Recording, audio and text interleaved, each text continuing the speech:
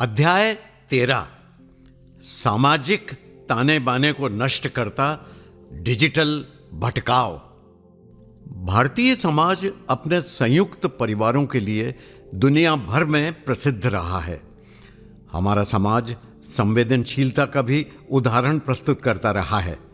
एक दूसरे के साथ सुख दुख बांटना यहाँ की विशेषता रही है। मोहल्ले में कोई एक बीमार हो जाता था ना, तो पूरे मोहल्ले के लोग हाल व खैर ख्वाही पूछने आ जाते थे। पर विज्ञान व भौतिक सुविधाओं के समाज में पदार्पण जैसे ही हुआ, इस परिस्थिति को तेजी से बदलना शुरू कर दिया। डिजिटल आकर्षण व उससे उत्पन्न भटकाव ने सामाजिक एकजुटता, सहिष्णुता व संवेदनशीलता को झटके के साथ तोड़ना शुरू कर दिया। समाज बिखरने लगा है, चरित्र में पतन नजर आने लगा है, स्वार्थ और विषय लोलुपता बढ़ती जा रही है। मनोरंजन के लिए ज़्यादा से ज़्यादा साधन इकट्ठे किए जा रहे हैं। इनसे भी जब ऊब जाते हैं तो उनके नए सुधरे हुए रूप व नई संकल्पनाएं सामने आने लगती हैं। रिश्तों की गहराइयाँ खत्म होने लगी हैं, भावनाएं दबकर रह जाती हैं। बच्चों की पढ़ाई व उनके स्वास्थ्य में गिरावट आ रही है। अतृप्ति व बाह्य आकर्षणों का मायाजाल इंसान को अपने कब्जे में लेता जा रहा है। परिवार टूट रहे हैं, नैतिकता दरक रही है, पर खेल जारी है। युवाओं में धैर्य की कमी आ रही है, क्रोध बढ़ रहा है और साथ ही हिंसा की प्रवृत्ति भी बढ़ती जा रही है। आइए विश्लेषण करते हैं कि ये डिजिटल भटकाव हम पर किस किस प्रकार का असर डाल रहा है।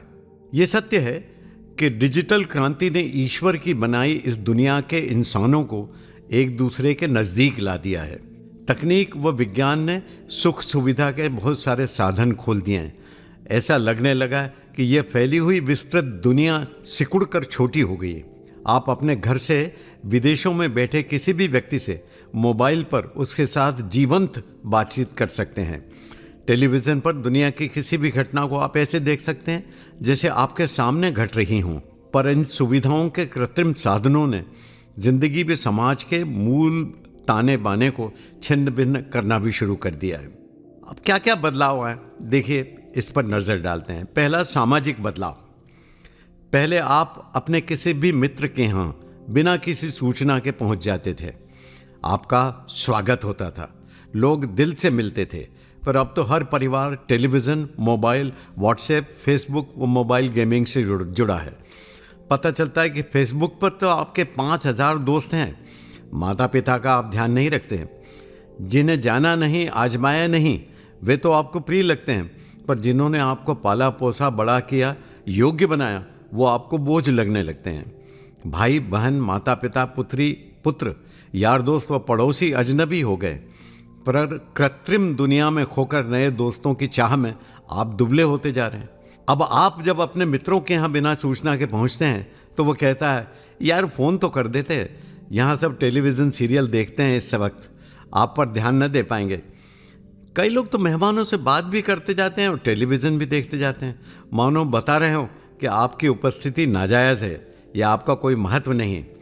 जानते हुए भी ये अनजानापन भारतीय समाज में पहले कभी नहीं था। मोबाइल के ज़रिए दुनिया आपकी जेब में ज़रूर आ गई है, पर इसी मोबाइल ने अंगुली के एक इशारे पर अश्लीलता के द्वार भी खोल दिए हैं। भारतीय युवा पीढ़ी इस पीढ़ी से काफ़ी प्रभावित हो गई है। लिविंग रूम में एक टेलीविज़न है, माता पिता सास बहू वाला सीरियल देखना चाहते हैं, बच्चे उसी वक्त क्रिकेट के IPL मैच देखना चाहते हैं, कई टेलीविज़न पर चल रही फिल्म देखना चाह रहा है। यानी आपस में मनमुटाव व ईर्ष्या के पनपने का खतरा बढ़ता जा रहा है। इसका मतलब यह भी है कि नकली को हासिल करने के लिए असली संबंधों में दरार पैदा हो रही है। नंबर 2, स्वास्थ्य पर संकट। डिजिटल भटकाव और लगातार इसके उपयोग की आदत जब लत में बदलने लगती है तो मनुष्य के स्वास्थ्य पर इसका बड़ा प्रतिकूल असर पड़ता है। सबसे पहला असर होता है नज़र पर। आंखों पर होते इस असर को व्यावहारिक रूप से भी आप देख सकते हैं।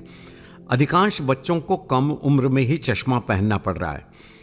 नज़र ईश्वर की दी गई नियामत है, इसमें कमी आई तो आपके जीवन की गुणात्मकता में असर पड़ेगा। दूसरा असर होता है गर्दन व रीढ़ की हड्डी पर। बच्चे लगातार कंप्यूटर या लैपटॉप पर झुकी हुई मुद्रा में ही देखे जा सकते हैं। गेमिंग के वक्त भी झुके हुए ही मशगूल रहते हैं। इससे गर्दन व रीढ़ की हड्डी झुक जाती है।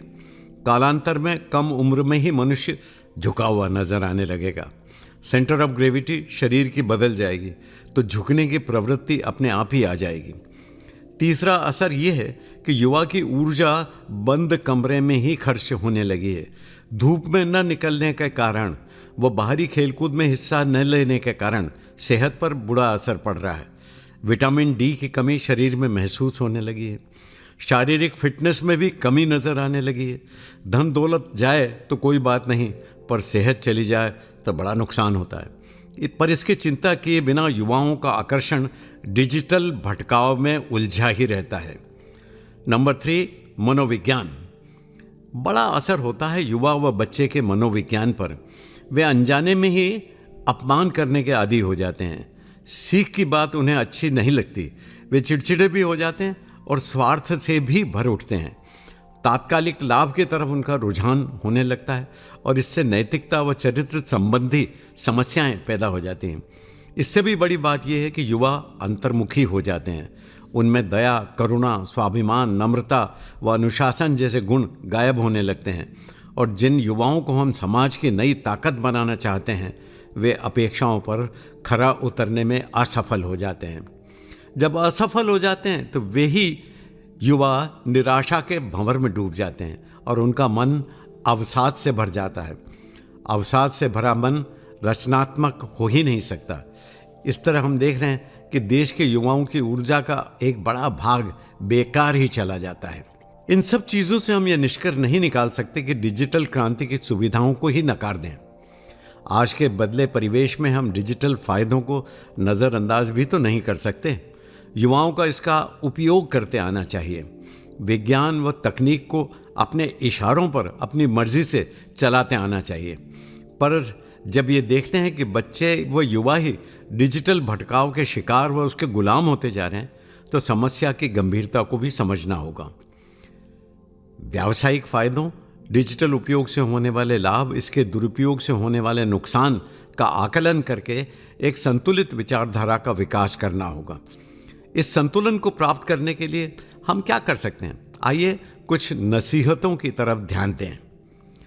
नंबर 1, एक सप्ताह में एक दिन ऐसा मनाएं जिसमें डिजिटल यंत्रों का उपयोग करने की सख्त मनाही हो। यह अनुशासन परिवार के हर सदस्य पर लागू हो। सप्ताह में एक दिन ऐसा करना असंभव भी तो नहीं है। उतावला नजर आने वाला वर्ग इसे मान भी लेगा और खास करके युवा वर्ग। नंबर 2, जब परिवार वाले इकट्ठा हों, जैसे भोजन के वक्त, कार चलाते वक्त या ताश खेलते वक्त, तब डिजिटल उपकरणों के उपयोग पर बंदिश हो। इसमें परिवार में आपसी तालमेल बढ़ेगा, संवाद भी ठीक से हो सकेगा। अन्यथा सास व बहू परिवार के साथ भोजन कर रहे हों तो साथ ही मोबाइल पर मैसेज भी चल रहे हों तो क्या यह तर्क संगत या धर्म संगत होगा? नंबर 3, दिन में एक ऐसा वक्त रखो जब टीवी के सामने बैठे बगैर भी परिवार के सदस्यों में आपसी चर्चा हो। आजकल परिवारों में संवादहीनता सबसे बड़ी समस्या है। नंबर 4, ईमेल पर, फेसबुक पर वक्त गुजारने का एक नियम और एक नियत वक्त समय तय कर दो। इस समय किसी की रोक टोक न हो। इससे युवा अपने आप पर जकड़न महसूस नहीं करेगा। उसकी आज़ादी बरकरार रहने से वो प्रसन्न चित्त होकर बाकी के काम भी करेगा। नंबर 5, क्लास में पढ़ाई के वक्त या घर में कोर्स की पढ़ाई के वक्त तकनीक का प्रयोग बंद रहना चाहिए। मोबाइल बंदी इस वक्त के लिए लागू होनी चाहिए। नंबर 6, ऐसी सभी वेबसाइट व ऐप डिलीट कर दो जो आपके वर्तमान कार्य में बाधा बनते हों। इसके अलावा ज्ञान अर्जन व देश व दुनिया की खबरों के लिए डिजिटल उपकरणों का उपयोग वाजिबी कहा जाएगा। मतलब स्पष्ट है कि डिजिटल उपकरणों के हम गुलाम न बने और इनका उपयोग अपने जीवन की शैली में केवल सुधार के लिए करें। डिजिटल भटकाव आकर्षण तो होता है पर आपके साथ दूर तक नहीं जाता।